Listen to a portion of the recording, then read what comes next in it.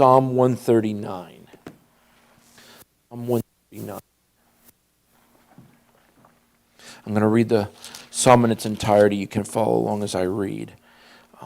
But when you think about the attributes of God, this is definitely one of the stopping points that you'll go to in your journey through looking at the different attributes of God. So Psalm 139. Now, a lot of times in a lot of these Bibles, they'll have like a little phrase up above it or whatever. And mine says, praise to the all-knowing God. And this is a Psalm of David.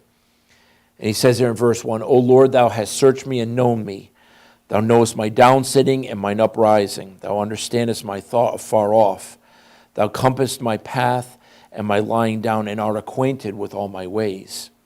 For there is not a word of my tongue, but lo, O Lord, thou knowest it altogether. Thou hast beset me behind and before, and laid thine hand upon me. Such knowledge is too wonderful for me. It is high, I cannot attain unto it. Whither shall I go from thy spirit, or whither shall I flee from thy presence? If I ascend up into heaven, thou art there. If I make my bed in hell, behold, thou art there. If I take the wings of the morning and dwell in the uttermost parts of the sea, even there shall thy hand lead me, and thy right hand shall hold me. If I say, surely the darkness shall cover me, even the night shall be light about me. Yea, the darkness hideth not from thee, but the night shineth as the day. The darkness and the light are both alike to thee. For thou hast possessed my reins, thou hast covered me in my mother's womb. I will praise thee, for I am fearfully and wonderfully made. Marvelous are thy works, and that my soul knoweth right well. My substance was not hid from thee when I was made in secret and curiously wrought in the lowest parts of the earth. Thine eyes did see my substance, yet being imperfect, and in thine book all my members were written, which in continuance were fashioned, when as yet there was none of them. How precious also are thy thoughts unto me, O God, how great is the sum of them. If I should count them, they are more in number than the sand. When I awake, I am with thee. Surely thou wilt slay the wicked, O God. Depart from me, therefore, ye bloody men. For they speak against thee wickedly, and thine enemies take thy name in vain. Do not I hate them, O Lord, that hate thee, and am not I grieved with those that rise up against thee? I hate them with perfect hatred. I count them my enemies. Search me, O God, and know my heart. Try me and know my thoughts, and see if there be any wicked way in me, and lead me in the way everlasting. When we look at this passage that's before us, as we were reading through this, there was a bunch of things that I want to cover here, and there's one I'm trying to look at now.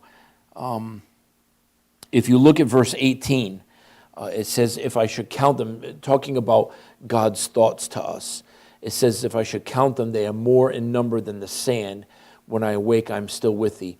If I'm not mistaken, it was God that told Abraham that his descendants would be as the sand of the seashore. And Beth and I were watching a video last night. I think, wasn't it called Great God of Wonders or God of Wonders, something like that? And it's obviously put out by creationists. And they were talking about how no two snowflakes are exactly alike, how when they come down they form. And he mentioned a word, I can't remember exactly what it was, but they all kind of start out the same way. And I think it was, if I'm not mistaken, he was mentioned that almost all of them are six-sided. If I'm not mistaken, I think that's what it was. What? Yeah, that's what it was. Yeah, so it was. They all have six sides to them, all of them, but yet they're all different.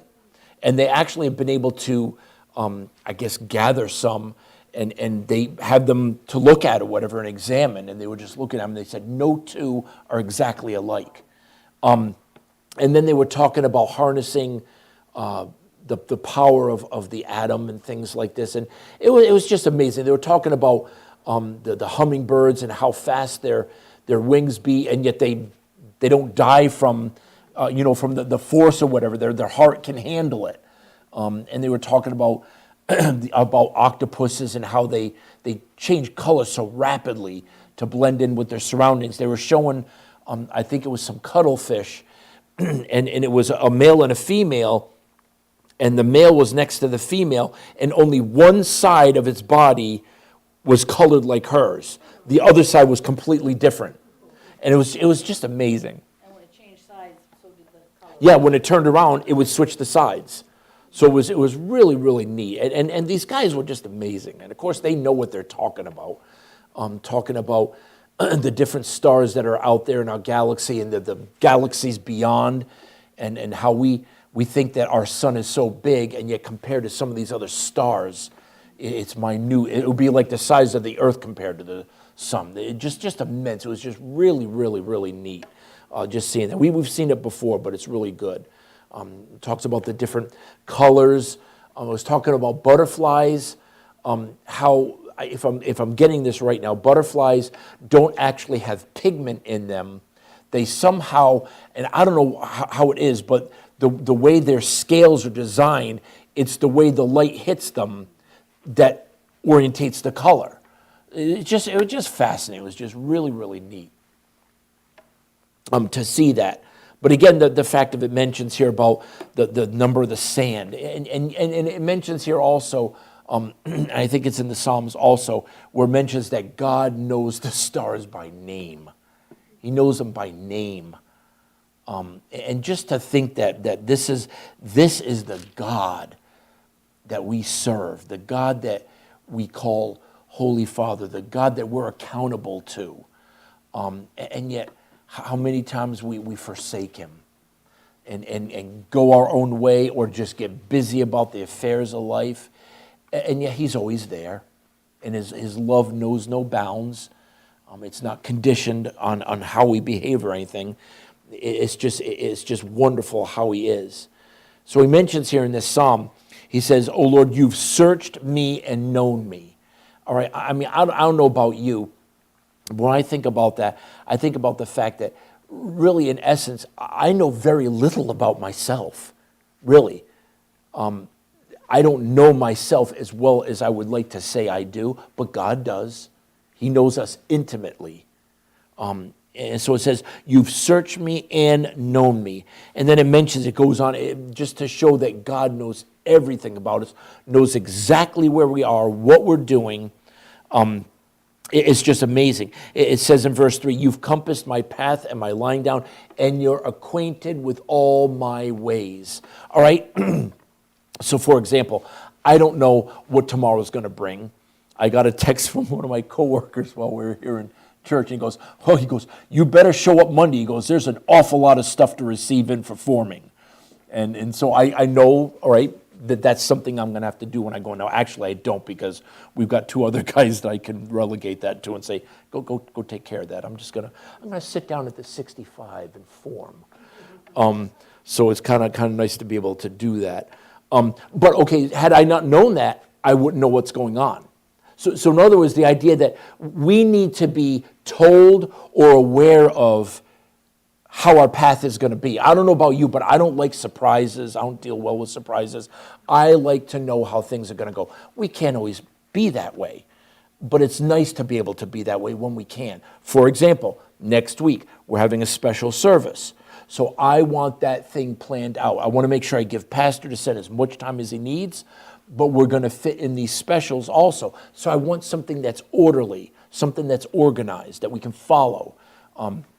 I don't want to just leave it haphazardly. I can remember when this is before you, but when I was going to Curtis Corner, Pastor Kelly used to say all the time, "Oh, we just fly by the seat of our pants around here."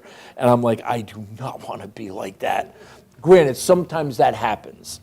I always fear, oh my goodness, I always fear that I'm going to lose my notes. Sometime I'm going to take the wrong Bible that my notes are in, and I'm going to come to church and not have my notes. Probably going to have a nightmare about it now. But that's always the biggest fear, because I need structure to just be able to go off on something. Now, Sunday school's easy because that's already written down. I just have to follow it. That's not hard. But if it's something that you've prepared, some people are really good at organizing and then also memorizing. I'm not that way. That's why I like to have notes. But if I'm not with my notes, it's a challenge. So I'm not very good that way. I know a lot of them are. I can remember when we had pulpit speech down at school, our teacher told us, right, there's going to be certain sermons that you're going to be doing that you're going to get graded on. You're going to do a topical sermon, anger, for example. You do a topical sermon on anger. You're going to do a textual sermon. Let's say you're doing it on Philippians 2, 5 to 11, where it talks about having the mind of Christ and things like that. So topical, textual. You're going to do, what do you call it there? Oh, good grief, I can't think of it. I can't think of what the name of it is. There's another one too, where you take a passage and you just go through that whole passage. I can't think what it's called. But the last one I think he said was an extemporaneous one, where you preach without any notes. And you just, I think if that's right. What was the other one? Yeah, yes. But there's another word for, yes. Expository, thank you. I was drawing a blank there. So an expository one. Say you do Psalm 19, 7 through 11, right? And so you're expositing it, doing that. But then the last one was extemporaneous, where you'd get up and preach no notes. We complained so much that we were going to have to do that. He finally said, all right. He goes, I'll let you take a 3x5 card up there, but all you can have is your main points. That's fine. You can do that. You can work with something like that. But we complained so much that he finally laid in on that. But I don't know why I went off on that. I have no idea. But anyway, the need of having notes. I don't know where I started off on, but anyway. As you can see, sometimes it's easy just this is probably why so many veteran preachers can get up there without anything, just have a verse and whoop, they just go off on it. And they just preach on that till they're all fine. Pastor Descent used to be funny. We'll have to see if he does it when he's here. But he'll start preaching, and then he'll veer off and go down all these different rabbit holes, and then eventually somehow come back around or whatever. But he was funny like that. But anyway, so just getting back to our passage here. He talks about here that the Lord is acquainted with us. I love that. You're acquainted with all my ways. There's nothing hid from him. All right, when Jonah tried to flee from him, he knew where he was. He knew. Moses, when he was in the backside of the desert there, he knew he was going to get his attention with the burning bush. God knew that when David should have gone and fought but stayed home, he knew what was going to happen. God knows all things. He's acquainted with all our ways. And then it says, for there is not a word in my tongue, but lo, O Lord, thou knowest it altogether. The longer, this is so awful, the longer I get older, the more forgetful I am. I just sat down, actually I was doing it at work. So I was supposed to be working, but I was working on this instead, because I could do that now. So I was sitting down at my press. I think this was actually yesterday too, because Saturdays are usually really, really easy. So I was sitting down at the press, and I said, I'm going to just do this, and I'll make it. I got my piece there. I'll have it all set up so it looks like I'm working on it, but I'm going to do this instead. That was bad, but it worked out good. Still got the part done, actually a few of them. But so I wanted to make up a prayer list, because Beth and I will be praying on the way to church, and we'll try to remember a lot of the other pastors and ministers that we know, and pray for them by name and what their needs are and stuff like that. And again, I need structure. So I said, I'm going to sit down and I'm going to make a list of all this. I could not for the life of me remember Isaiah's name. I'm going through all the other descents, Obadiah and Elijah and Wesley and Mike and all these different ones going through, and I could not remember Isaiah's name. I could not, and I'm getting ready to look it up, and of course we can't use our phones at work. And I'm thinking, what on earth is his name? And I'm trying to think, because I pray for him all the time, and so I know Leah, and I know their kids, what is his name? And I could not remember it. Finally, I got it, and I was able to write it down, but I'm like, this is why I make lists, because I can't remember anything. So I wrote them down, and of course I have to have it organized. So I've got pastors, and then I got missionaries, and then I have evangelists, and then I got family, I got coworkers, and I got it all set like this. But forgetting names is just awful, and it's happened more and more, where I'm forgetting things, and I was like, this is just not good. So it's nice to be able to have that. But God's not that way. He's not that way. It says here, he's acquainted with all my ways. The Bible says he knows the stars by name. He says, there's not a word on my tongue, but lo, O Lord, thou knowest it all together. Before we even utter something, he knows what it's going to be. Before we even get to the point where we're going to pray, where we break up and pray, before we even start that, he knows what we're going to pray. Before we even come here on Wednesday night, he knows the request that we're going to have, because that's the God that we serve. That's the God that we serve. He knows us intimately. I like verse 5. He says, you've beset me behind and before and laid your hand upon me. That's protection. That's God's presence and protection, that he keeps our back and he keeps our front. You know, a lot of people will say, hey, I got your back. Well, God does have our back.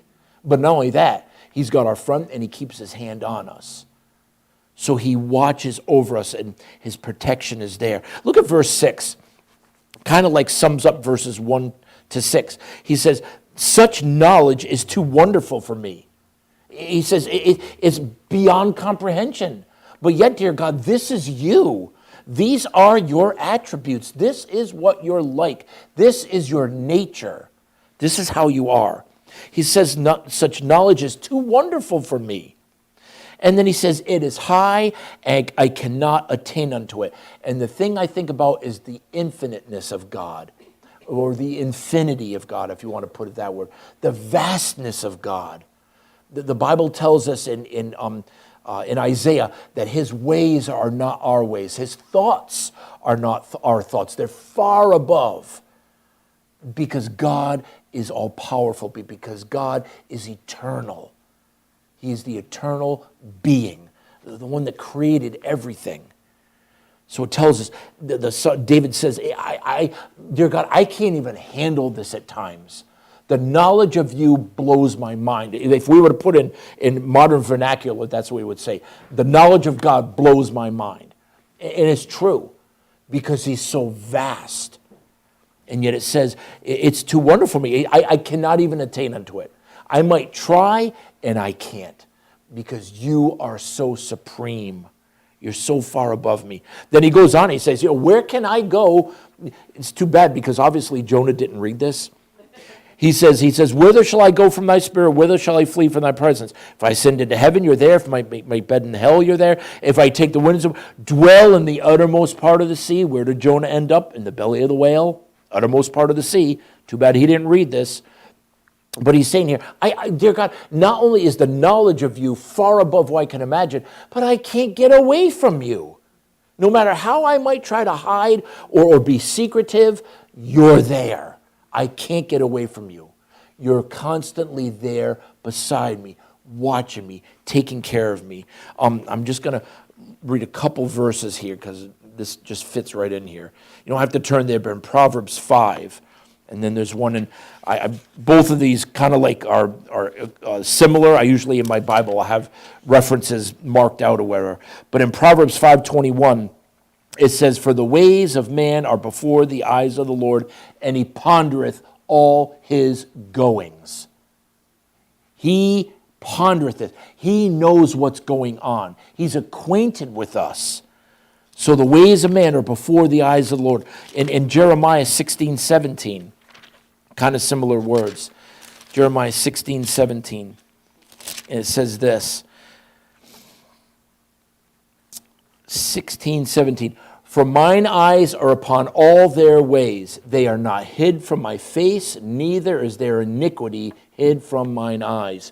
To even think that we're going to try to escape God's look, or to escape God's ways, or to pull one over on him, it's just ridiculous. It can't happen. It simply can't happen, because God is omnipotent. He's all powerful. He's all knowing. We're going to go through these one by one as we travel through the attributes of God, but I wanted to kind of finish up with this, and then we were going to go into this. But he mentions, I can't get away from your presence. And I like this too. He mentions in verse 11, he says, even if I'm in the depths of the sea, you're right there. He says, even there shall thy hand lead me, and thy right hand shall hold me. Again, now think about it. What did Peter say when he was sinking? Lord, save me. And immediately Jesus reached his hand and grabbed him. And it says here that thy right hand shall hold me. In the Bible, the right hand, the right arm is always pictured as power, as might, as strength. You talk about the right hand of God. It's supposed to be the powerful arm, the powerful hand. It's the most important one, if you want to put it that way. Sorry for those that might be left-handed. He says here also, he says, if I say, surely the darkness shall cover me, even the night shall be light about me. I picture about, you know how if little kids are playing hide and seek or something like that, and they turn the lights off and go and hide, if one's got a flashlight, it's all over. They're going to see where somebody is. And I kind of picture that we might be trying to sneak around and hide on God, and he's got that flashlight right on us, and we can't hide from him. And then he says here this also in verse 11, verse 12, he says, surely the darkness hideth not from thee, but the night shineth as the day. And look at this, the darkness and the light are both alike to thee. Nothing is hid from his eyes, nothing, absolutely nothing. We were talking this morning about our relationship to the Lord in response to our works that we do. And we looked at that passage in Matthew 5, and it mentions about our light shining before men. And it says how we don't hide that light. We let it shine. There's no point, back years ago or whatever, like I was mentioning that Beth and I were watching the old Charlie Chan movies there or whatever, and a lot of times they would operate with candles or whatever. But you would not see somebody, if they're trying to see something, cover a candle. It defeats the purpose of it providing light. Light dispels darkness. We know this, and it's interesting that Jesus talks about that, how deeds are done in the dark because people's deeds are evil, and they prefer the darkness. They prefer the night. Really, in essence, it's a reference to sin, how sin is, that most people enjoy sin, but you think about a lot of robberies and break-ins and things like that, they always happen at night, or like the wee hours of the morning where it can be concealed, and where nobody can see them. But with God, the darkness and the light are all together. And then verse 14, and this is one that everyone should have underlined in their Bible, because there are times when we go through life and we get down on ourselves. It's inevitable. Whether we make a mistake at work, or whether we make a bad decision at home, whether we might hurt somebody's feelings or something like that, or just there's a myriad of things that can happen where we get, I wish I hadn't done that, and we kind of beat ourselves up about it or whatever. But look at 14. And this is, again, David. Now remember David. Remember the struggles that he went through, the problems that he faced, the problems that he caused. But yet he was able to say this, I will praise thee, for I am fearfully and wonderfully made. Now look at that. Fearfully and wonderfully made. God, what you have done is good. Now let's think about this. We have and we know of children that might be born with deformities, whether it be physical, whether it be mental. God still loves them. He still loves them, and they have been created for a purpose. To somehow serve the Lord, to somehow bring him honor and glory. And we don't think about that at times. We think about, this poor child and what they're going to go through. The poor parents and this, that, and the other. And we forget the fact that God was in this. God allowed this to happen. We don't know why, and it's not for us to know. The fact of the matter is, it happened, and God allowed it for a reason. And our thoughts should be, you know what, I can't wait to see what God's going to do with that little life. How he's going to bless, and how he's going to work, and how he's going to get the honor and glory for what he does. So he says, I'll praise thee, for I'm fearfully and wonderfully made. And then he says, marvelous are thy works. Marvelous. They're marvelous. Your works, dear God, are marvelous. And he finishes up and he says, that my soul knoweth right well. I know it, God. I know it. I know that I'm fearfully and wonderfully made. I know that your works are marvelous. Now think about this too. Think about David. Think about Saul. Think about how Saul was always after his heels, always trying to kill him, to destroy him. And yet God always saw to it that David was protected. All right? You got those instances where he went into the cave, and David could have killed him right there, and he just cut off a part of his skirt. That was it. And his heart smote him for that. He felt bad about that. And when Saul left, he goes, I should not have done this. And he goes, I cut off part of your thing. And Saul was then, now, I don't understand Saul's frame of mind whatsoever. I think he kind of lost it, basically. But he says, oh, is that my son David? And oh, I'm not going to chase you around anymore or whatever. We'll look at that incident where all the men were sleeping. And it says that God caused a deep sleep to fall upon them. And David could have killed him again. I think it was it Joab or Amasa or one of those other guys that were with him said, your enemy is right here. You've got a perfect chance to do away with them once and for all. And he goes, I will not raise my hand against God's anointed. And I think they took some of Saul's belongings or whatever and went away and then hollered out and woke them up. And David kind of gets after Abner. You know, why weren't you watching after your master? We came in there and we could have killed him. And you just think about, but David knew. He knew that one day he would rule and reign over Israel and Judah. He knew he was. And so he was willing to let these things go and watch God work. And now, could he have killed Saul? Sure he could have. Now, you could beg the question, should he have had? I mean, he's chasing after him. He's not really king anymore. God said, I'm taking the throne from you. Obviously, it's never right to kill. We know that. But David could have. On 2 occasions, he could have. But he didn't. He didn't because he saw the greater good.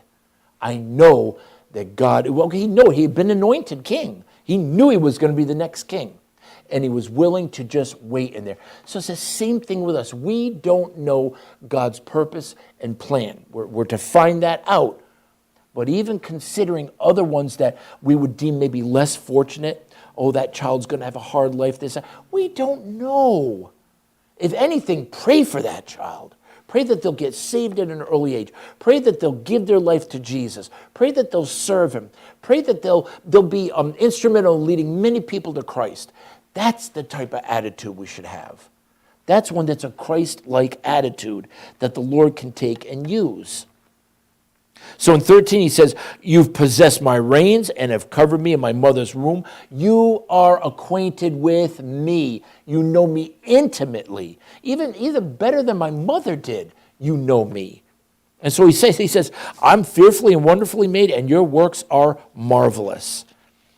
And then he goes on to say also, he says in verse 17, and again, thinking about God's immensity, that he's all-knowing, he's all-wise.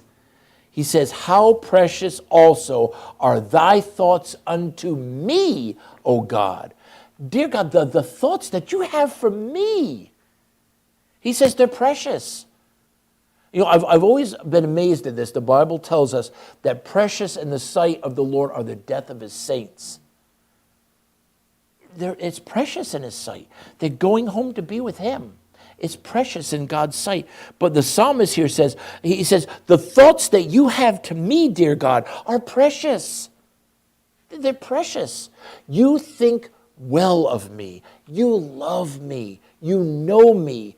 You guard me and protect me. And he says, the thoughts you have towards me are precious. He says, how great is the sum of them. It's not just one, it's many. And you know what? I can't even count them all.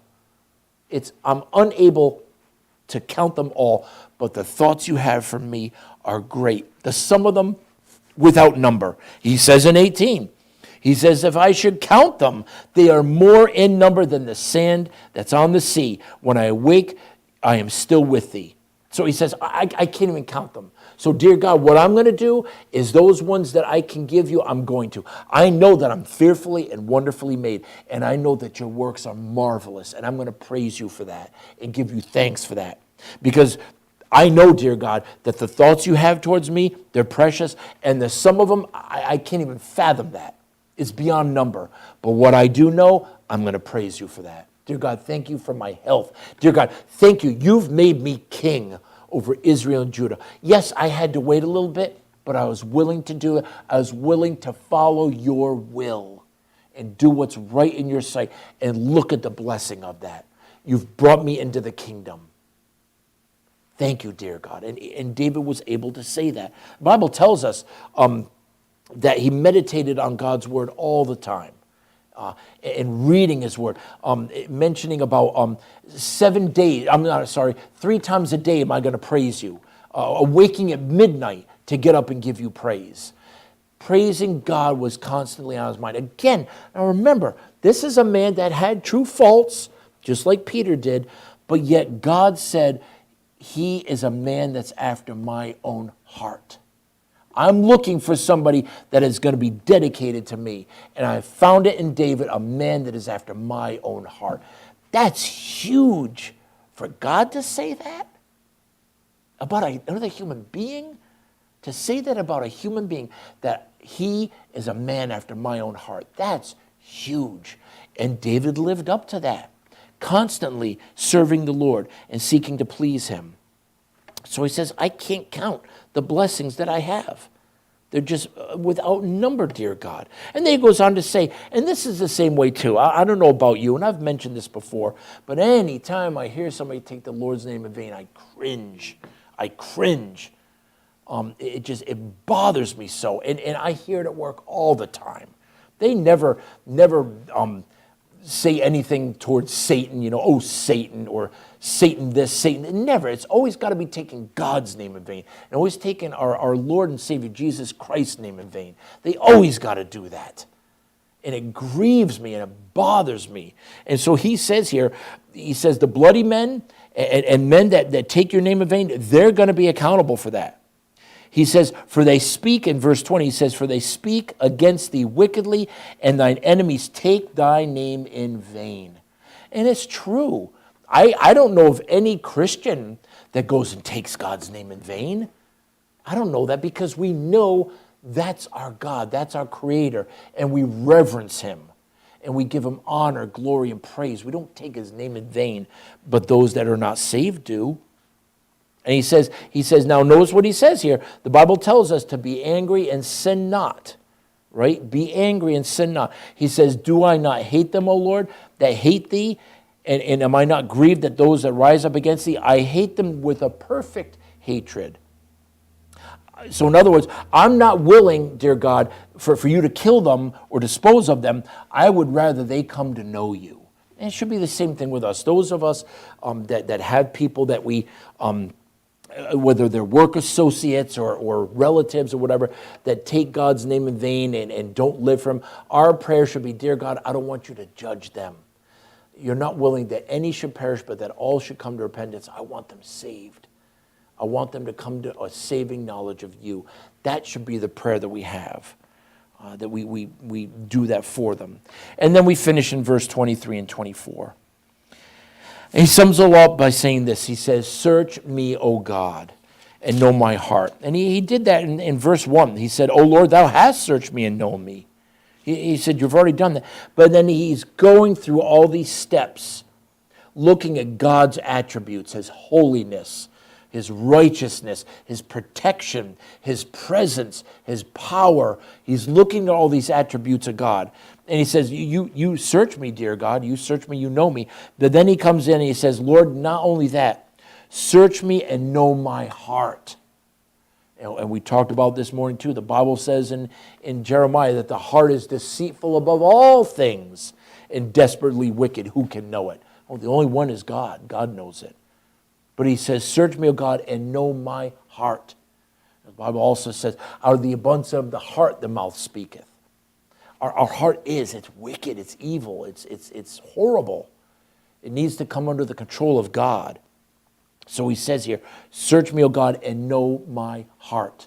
I want my heart, dear God, to be right in your sight. I want to bask in your presence, but know that I'm right with you. I want to be, to the best of my knowledge, in a place where I'm right with you, where I know that things are good between you and me, that I haven't overstepped my bounds, that I haven't forgotten to confess some sins that I'm aware of, that I'm keeping that channel open between you and I.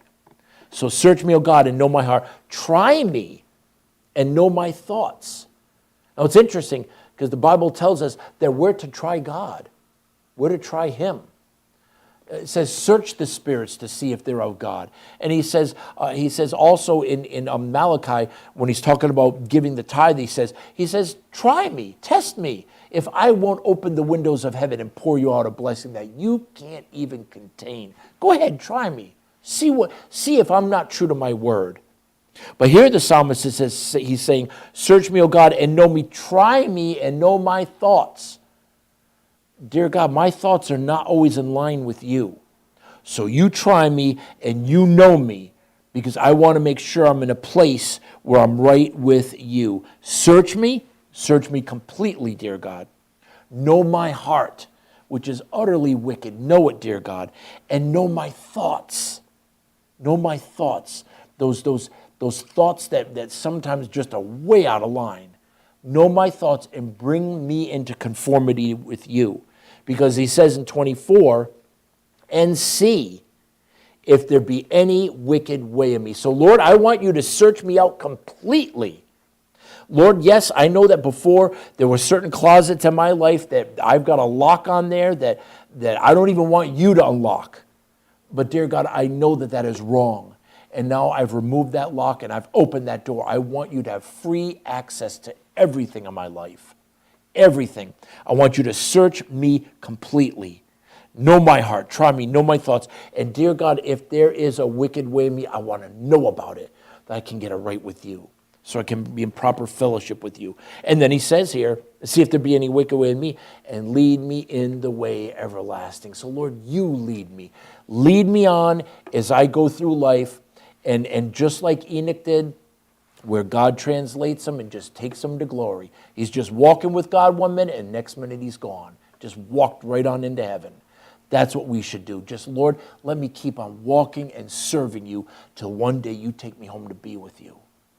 That's the type of life that I want to live. And that's the type of life that we should want to live as well as believers. All right, let's close.